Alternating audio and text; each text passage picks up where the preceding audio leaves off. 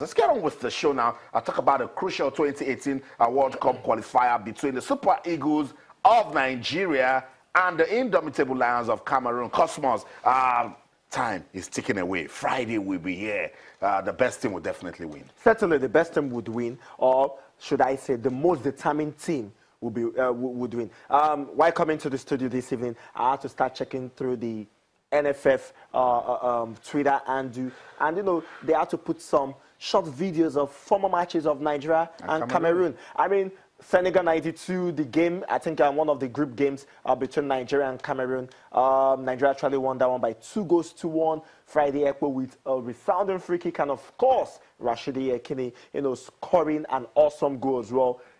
Ghana, Nigeria 2000. The game that JJ Okocha scored as well. Tunisia 2004 as well. The game, JJ Okocha scored, and of course, John Otaka's goal as well. These games, it's brought a whole lot of belief, and certainly this is not about whether it is this player that is playing or that player that is playing. Is a very important match. They know it is important. They must win that match, win that game. That is just what we want. And of course, we can talk about tactical switch. We can as well try as much as possible to project the mind of Gernot Roy or the kind of team is going to field, whether it's going to make the mistakes of South Africa, I hope not, or is going to do something that we do not expect.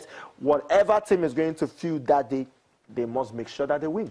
That's right. That's just it. That's right. We're trying to establish some connection with the camp of the Super Eagles right there in Uyo, Akwa Ibom State. They're getting ready for that crucial game against the indomitable Lions of Cameroon. But Cosmos, quick one. Let's get your views. Victor, Alex Iwobi out, injured, and Aaron Samuel comes into the mix. What's your take? I think Aaron Samuel is a kind of player that should play against Cameroon because of his build, because of his aggressiveness, mixed with techniques.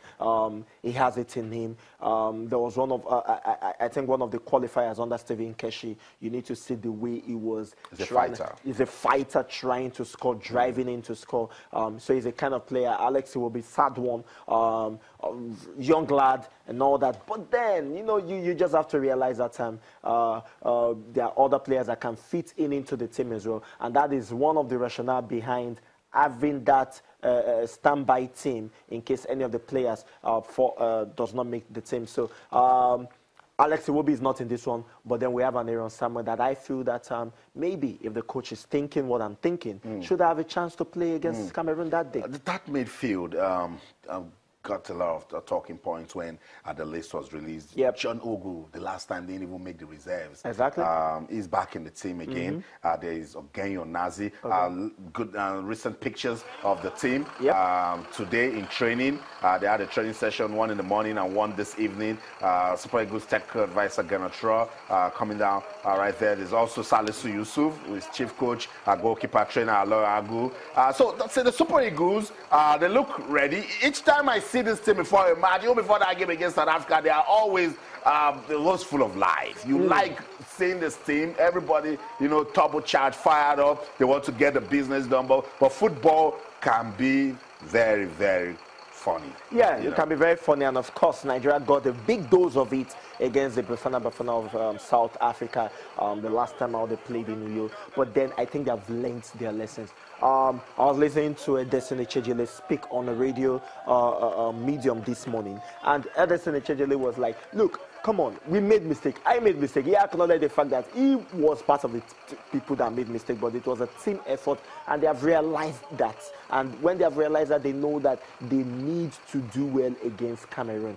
It is like the biggest match of their life right now. They need to win Cameroon. Not because Cameroon is a tough nut for Nigeria whenever they play, but because Cameroon is the African champion. And they need to make sure that they play the African champion as you should play the African champion. And that is just it, basically. For me, I just want them to just play well, make sure they do everything right. You talked about the midfield. You talked about the fact that John Ogu didn't even make it this time around. There have been talks of whether Onazi should play or not. There have been talks about the kind of formation that will determine the sort of players that will play on the team that day. Whatever formation, whether they are playing a 3-4-3 formation or a 4-3-3 diamond or triangle formation or whatever formation, or a 4-5-1 formation or a 4-4-2 formation, outright, whatever formation they're going to play, but they need to make sure that they put in the kind of players and, of course, the kind of formation that they will play that would, stop the Camerooners at their track because they are pacey players. And I was about talking about the midfielders before we saw current pictures from the camp of the Super Eagles. Now there's Mikel Obi, captain, back in the team. Yeah. The last time we didn't see that connectivity when Ndidi, Ogenyonazi, and Etebo played against South Africa. I'm not a coach, but it seems John Obi Mikel is going to play this one. Yeah. His experience counts for everything. Certainly. And he's the captain. So let's say Mikel is there. Are you going to play Ndidi? There's also a Mikel Agu with a very good work rate, Certainly. also strong, a fighter, Certainly. but because of how competitive it is. So I just want to know what you would work with. Will John Ogu play for you in this team? Well, as far as I'm concerned, John Ogu will play for me in this team. Wilfred Ndidi? I'll play John Ogu and Wilfred Ndidi in this team. But then... Ogenyonazi. Well, Ogenyonazi is a good player and all that.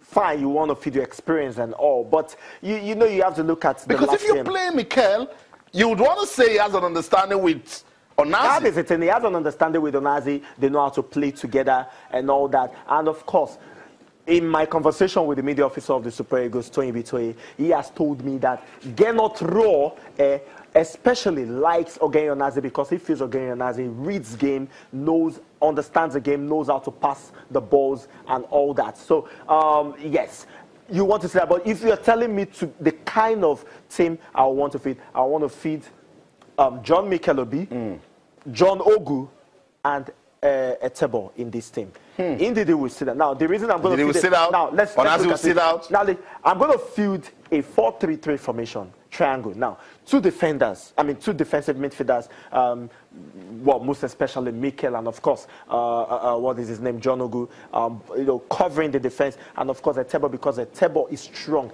Etebo is fast. Etebo can run 120 minutes. Etebo probably, has that sustainability not to get I like tired. what I was trying to do to you. I just want to know how difficult the job of the technical Certainly. advisor is for the Super Eagles. It's very difficult. And that's just for the midfielders. I don't want to go to the forwards. That's for 4-3-3. Now, if it's a 4-4-2 formation, then probably you might want to add an Ndidi in that one. Don't forget that there are two... Ndidi will be in the middle of the park? Well, Ndidi can be in the middle of the park. It depends on how they're playing. Now, if they're playing a 4-4-2 formation, that is a line kind of formation, Ndidi could be at the right-hand side of the midfield alongside with the right attacker that will be the winger that will swiftly be going and getting the crosses. But then if you're talking about a 4-3-3 that Nigeria plays, I listened to somebody today and he was saying that as far as it's concerned, Nigeria does not particularly have the kind of players to play 4-3-3 formation. But let's say you're playing a 4-3-3 formation. Now, don't forget, you have to consider the attackers that will be helping the midfielders as well. If you're playing a 4-3-3 formation, for me, I feel the 4-5-1 formation Diamond is pretty much the best for us to play. But Gernot Rohr is a coach.